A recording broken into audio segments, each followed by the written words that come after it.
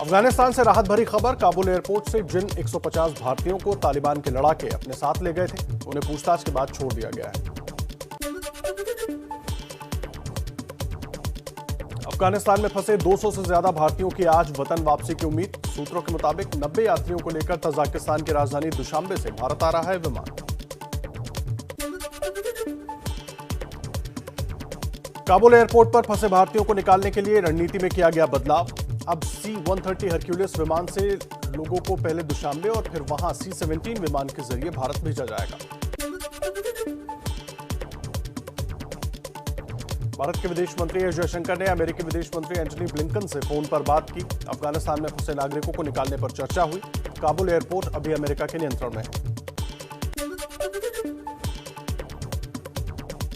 दोहा में विदेश मंत्री एस जयशंकर ने कतर के विदेश मंत्री से मुलाकात की। अफगानिस्तान के मौजूदा हालात पर चर्चा की।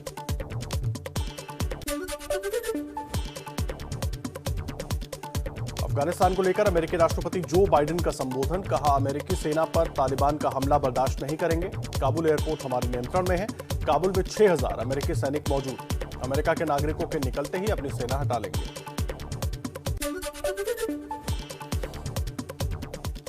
अमेरिकी राष्ट्रपति जो बाइडेन का बयान। बोले, अफगानिस्तान से दूसरे देश पहुंचे अफगानों की सहायता का काम जारी। तालिबान पर अफगान महिलाओं की सुरक्षा के लिए अंतर्राष्ट्रीय दबाव बनाएंगे। खुफिया रिपोर्ट के मुताबिक तालिबान के खिलाफ एयर स्ट्राइक कर अपने हथियार नष्ट करने की तैयारी में अमेरिका। 8 दिन में अफगानिस्तान से 9000 अमेरिकी जवान निकाले गए।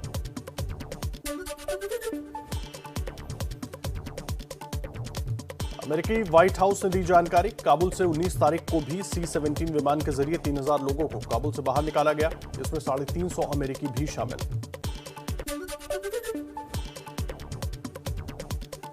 काबुल एयरपोर्ट पर फिर फायरिंग। भीड़ पर काबू करने के लिए अमेरिकी सैनिकों ने चलाई गोलियां। सेंट्रल काबुल में भी तालिबान की गोलीबारी। काबुल एयरपोर्ट पर भारी भीड़। उड़ान के लिए रनवे क्लियर करने के मकसद से विमान के आगे चल रहे हैं अमेरिकी वायुसेना के लड़ाकू हेलीकॉप्टर। काबुल एयरपोर्ट पर फिर फायरिंग। भीड़ पर काबू करने के लिए अमेरिकी सैनिकों ने चलाई गोलियां। सेंट्रल काबुल में भी तालिबान की गोलीबारी। अफगानिस्तान में नई सरकार के गठन के लिए तालिबान का सह संस्थापक मुल्ला बरादर काबुल पहुंचा। तालिबान के राजनीतिक शाखा का प्रमुख है बरादर।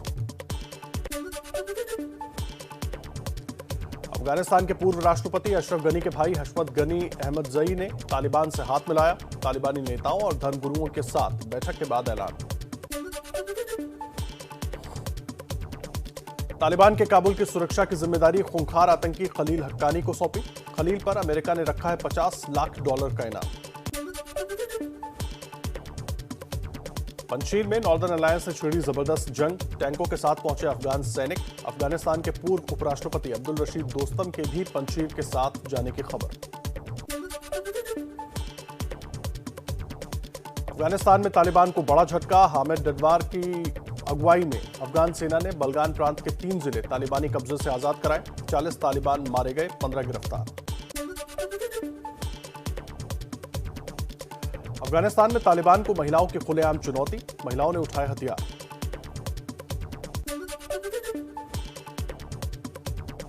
तालिबान और नॉर्दर्न अलायंस के बीच मध्यस्थता कराने की कवायद में जुटे अफगानिस्तान के पूर्व राष्ट्रपति हामिद करजई और अब्दुल्ला पंचशील में मुजाहिदीन कमांडरों से मुलाकात की। तालिबान के प्रवक्ता सुहेल शाहीन का बयान। कहा, यह समय चुनाव का नहीं है। जल्द साझा सरकार का गठन होगा। हर क्षेत्र का पुनर्निर्माण करेंगे। हमें तुर्की की सबसे ज्यादा जरूरत है। अफगानिस्तान के कंधार में दस्तावेजों की तलाश में भारतीय दूतावास पहुंचे तालिबानी, लेकिन खाली हाथ लौटे। भारतीय अधिकारियों ने पहले ही दस्तावेज और भारतीय झंडा हटा लिए थे। तालिबानी राज में चौंकाने वाली तस्वीर। काबुल में राष्ट्रपति भवन पर लहराया अफगानी झंडा, तो दूसरी तरफ सड़कों पर गश्त करते तालिबानी आम लोगों से अफगानी झंडा छीनकर उन्हें पीट भी रहे हैं। तालिबान आतंकियों की सेना का वीडियो सामने आया। सुरक्षा बहाल करने के लिए स्पेशल फोर्स ने सड़कों पर मार्च किया। काबुल से आई एक तस्वीर में तालिबानी अफगान सेना की वर्दी में नजर आए। हेलमेट और नाइट विजन इक्विपमेंट के साथ पूरी तरह एक पेशेवर फौजी के लिबास में दिखे। तालिबान ने काबुल की पूरे चरखी जेल में बंद आईएसआईएस के आतंकी अबू उमर खुरासानी की हत्या की। खुरासानी को अफगान सुरक्षा बलों ने मई 2020 में गिरफ्तार किया था। आईएसआईएस का दक्षिण एशिया प्रमुख था खुरासानी। पाकिस्तान की राजधानी इस्लामाबाद तक तालिबान का असर। लाल मस्जिद के करीब जामिया हफ्जा मदरसे पर तालिबानी झंडा लगाया गया। अफगानिस्तान से बड़े पैमाने पर कतर पहुंचे शरणार्थी। रिफ्यूजी कैंप में व्यवस्थाएं न होने का लगाया आरोप। न्यूजीलैंड ने अफगानिस्तान के लिए 22 करोड़ 33 लाख रुपए की मदद की घोषणा की। न्यूजीलैंड ये पैसा अफगानिस्तान में संयुक्त राष्ट्र शरणार्थी एजेंसी को देगा। अफगानिस्तान संकट का सूरत के टेक्सटाइल व्यापार पर बड़ा असर। कपड़ा निर्यातकों का 400 करोड़ का पेमेंट अटका हुआ है। सूरत से बड़े पैमाने पर पठान सूट अफगानिस्तान भेजे जाते हैं। अफगानिस्तान से अपने नागरिकों को निकालने की तैयारी में पाकिस्तान 2 विमान भेजेगा। न्यूज चैनल अल जजीरा के मुताबिक पाक के विदेश मंत्री शाह महमूद कुरैशी कल काबुल जा सकते हैं। तालिबान ने इस्लामिक अमीरात ऑफ अफगानिस्तान के डिप्टी सिराजुद्दीन हक्कानी का नया वीडियो जारी किया, लेकिन इस वीडियो में उसका चेहरा नहीं दिखाया गया है। तालिबान के टॉप कमांडर शेर मोहम्मद अब्बास समेत 4 कमांडर्स ने भारतीय सैन्य अकादमी से प्री कमिश्निंग की ट्रेनिंग ली थी। आईएमए में अब्बास के कोर्समेट रहे भारतीय retired major general DA Chaturvedi का दावा।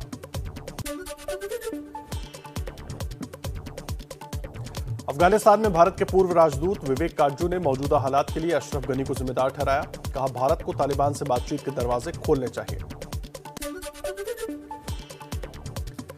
समाजवादी पार्टी के सांसद शफीकुर रहमान बर्क के बाद अब उनके बेटे ममलुकुर रहमान ने तालिबान को बधाई दी। कहा, भारत तालिबान के साथ है। तालिबान ने भारत के साथ कुछ गलत नहीं किया। महर्षि वाल्मीकि की तालिबान से तुलना करने के मामले में मशहूर शायर मुनव्वर राणा के खिलाफ लखनऊ में एफआईआर दर्ज। महाराष्ट्र के जलगांव में भी हुआ केस। अफगानिस्तान में तालिबान की जीत के बाद पाकिस्तान में आतंकियों के हौसले बढ़े। हिजबुल मुजाहिदीन के मुखिया सैयद सलाउद्दीन ने जम्मू कश्मीर में आतंक फैलाने के लिए तालिबान से मदद मांगी। ऑडियो संदेश जारी किया। पीडीपी प्रमुख महबूबा मुफ्ती का केंद्र सरकार पर वार। कहा, वाजपेयी के रास्ते पर चलकर जम्मू कश्मीर का विशेष दर्जा वापस करो, नहीं तो जैसी हालत अमेरिका की अफगानिस्तान में हुई वैसे ही कश्मीर में भारतीय सेना की होगी। जम्मू कश्मीर के पुलवामा में जैश के 3 आतंकवादी एनकाउंटर में ढेर। आईजी कश्मीर के मुताबिक मारे गए आतंकियों में से एक वकील शाह बीजेपी नेता राकेश पंडित की हत्या में शामिल था। झारखंड के हजारीबाग में 25 लाख का इनामी नक्सल कमांडर प्रद्युम्न शर्मा गिरफ्तार। मगध जोन का हेड है प्रद्युम्न। इसके खिलाफ 90 से ज्यादा मुकदमे दर्ज हैं। सिक्किम में भारत चीन सीमा पर खराब मौसम के बावजूद मुस्तैद है भारतीय सेना के जवान। हर चुनौती से लड़ने को तैयार। दिल्ली एनसीआर में भारी बारिश के बाद जगह जगह जल भराव। दिन भर ट्रैफिक जाम से जूझते रहे लोग। दिल्ली के साकेत मेट्रो स्टेशन के सामने जबरदस्त जल भराव। भारी ट्रैफिक जाम लगा। सड़कों पर रेंग रही हैं गाड़ियां।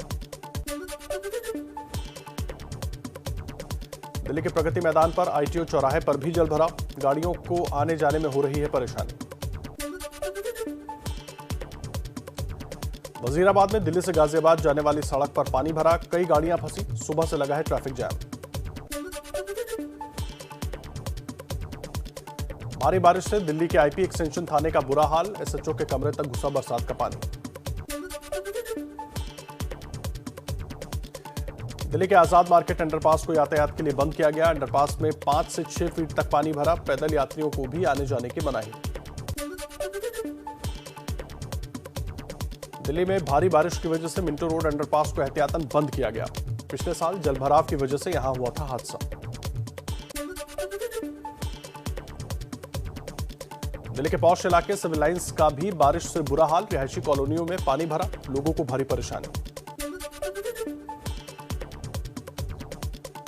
दिल्ली में चंद घंटों की बारिश ने खोली इंतजामों की पोल। रोहिणी से लेकर लाजपत नगर और गाजीपुर से लेकर कनॉट प्लेस तक जलभराव के कारण सड़कों पर रेंग रही हैं गाड़ियां। मौसम विभाग ने दिल्ली एनसीआर में बारिश का ऑरेंज अलर्ट जारी किया। कुछ जगहों पर मूसलाधार बारिश की चेतावनी। गाजियाबाद के टीला मोड़ इलाके में तालाब की दीवार टूटने से हड़कंप। भारत सिटी सोसाइटी में घुसा पानी, बाढ़ जैसे हालात। गाजियाबाद के बंथला फ्लाईओवर के पास पानी से भरे गड्ढे में गिरा बाइक सवार। आसपास मौजूद लोगों ने जान बचाई।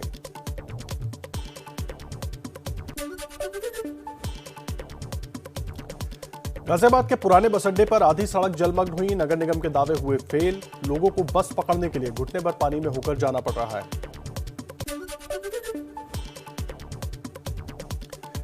दिल्ली के पास गाजियाबाद में भी जोरदार बारिश। कई इलाके बने तालाब। जलभराव से जगह जगह बंद हुई गाड़ियां।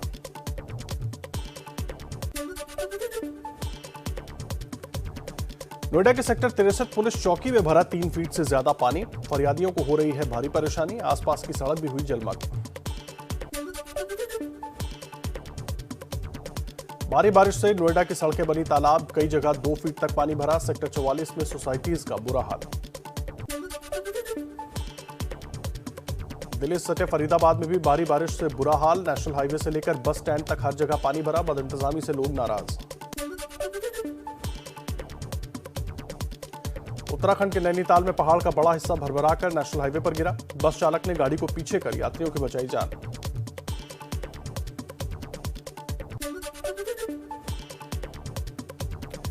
उत्तरकाशी में लगातार बारिश से गंगोत्री हाईवे पर कई जगह मलबा गिरने का सिलसिला जारी। नगुण के पास गिरे मलबे को हटाते वक्त भी पहाड़ों से पत्थर गिरे। बाल बाल बचे कर्मचारी।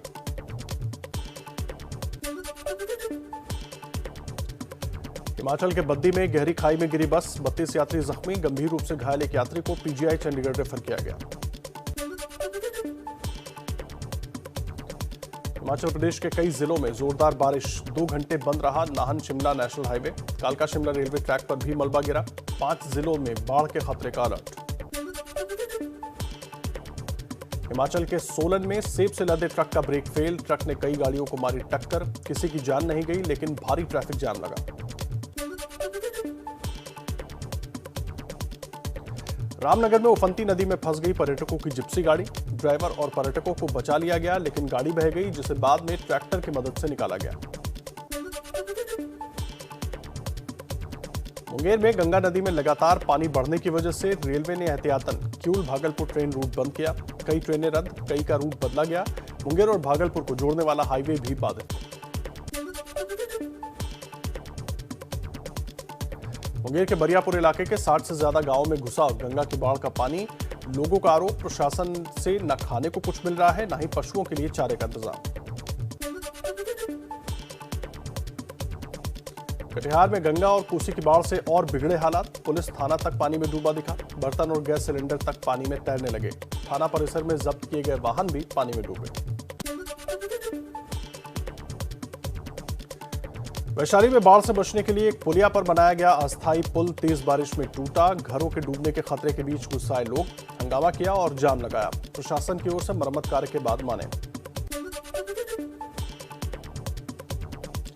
झारखंड के साहिबगंज जिले में तबाही मचा रहा है गंगा का पानी। 10 दिनों से कई इलाके बाढ़ की चपेट में। मकान दुकान से लेकर खेत खलिहान तक जलमग्न। अंतिम संस्कार तक में हो रही है परेशानी। यूपी के गोरखपुर में घाघरा, रोहिन और राप्ती के बाद गुर्रा नदी भी हो रही है खतरनाक। अब तक 60 गांव बाढ़ के पानी में गिरे। 30,000 से ज्यादा लोग प्रभावित। प्रशासन की टीमों के साथ एनडीआरएफ की टीमों को भी बचाव में उतारा गया। सिद्धार्थनगर जिले में राप्ती समेत चारों बड़ी नदियों का कहर। खेतों से लेकर स्कूल और आंगनबाड़ी केंद्रों तक में भरा पानी। कई गांव टापू बने। लोगों का आरोप न जनप्रतिनिधि आ रहे हैं न ही अफसर। बिजनौर में मूसलाधार बारिश से मालन और गंगा नदी का पानी खतरे के निशान के बहुत पास पहुंचा। शहर के कई इलाकों में जलभराव। नगर पालिका के कामकाज पर भी उठे सवाल। मध्य प्रदेश के शाजापुर में जोरदार बारिश से नदी नाले उफान पर। 4 घंटे में 1.25 इंच बरसात हुई। बाढ़ से कई गांवों का संपर्क टूटा। एमपी में बाढ़ से प्रभावित जिलों को लेकर सीएम शिवराज ने कहा, तेजी से चल रहा है राहत का काम। बहुत से लोगों को आर्थिक मदद दी, जिनके मकान टूटे उनके लिए फिर से बनाए जाएंगे। कांग्रेस के हमलों का भी दिया जवाब। सोमनाथ मंदिर के नए प्रोजेक्ट के उद्घाटन के दौरान पीएम मोदी का आतंक पर करारा प्रहार। बगैर तालिबान का नाम लिए कहा, ताकत के दम पर साम्राज्य खड़ा करने वाले ज्यादा दिनों तक मानवता को दबाकर नहीं रख सकते। आतंक के जरिए आस्था को नहीं कुचला जा सकता। कांग्रेस अध्यक्ष सोनिया गांधी ने 18 विपक्षी दलों के साथ मिशन 2024 शुरू किया। सोनिया की एकजुट होकर लोकसभा चुनाव के लिए योजना बनाने की अपील। कहा, राष्ट्रहित के लिए संसद के बाहर भी बड़ी लड़ाई लड़नी है। सीएम ममता बनर्जी ने कोर ग्रुप बनाने और उन दलों को भी आमंत्रित करने की मांग की जो कांग्रेस के सहयोगी नहीं है। कहा, भूल जाइए नेता कौन है, जनता नेतृत्व करेगी। एनसीपी प्रमुख शरद पवार ने कहा, जो लोकतांत्रिक सिद्धांतों को बचाने के लिए काम करना चाहते हैं उन सभी दलों को आमंत्रित करना चाहिए। पंजाब में बीजेपी को बड़ा झटका। पार्टी से निकाले गए पूर्व मंत्री अनिल जोशी समेत 13 नेताओं ने थामा अकाली दल का हाथ। सुखबीर बादल ने सभी को फूलमाला पहनाकर स्वागत किया। सुखबीर बादल ने अकाली दल में आए अनिल जोशी को पार्टी का वरिष्ठ उपाध्यक्ष बनाया। अमृतसर उत्तरी विधानसभा क्षेत्र से उम्मीदवार भी घोषित किया। पंजाब समेत 5 राज्यों में अगले साल चुनाव। एआईएमआईएम प्रमुख असदुद्दीन ओवैसी का सरकार पर निशाना। कहा, अफगानिस्तान की चिंता छोड़ें, पहले अपना देश संभाल लें।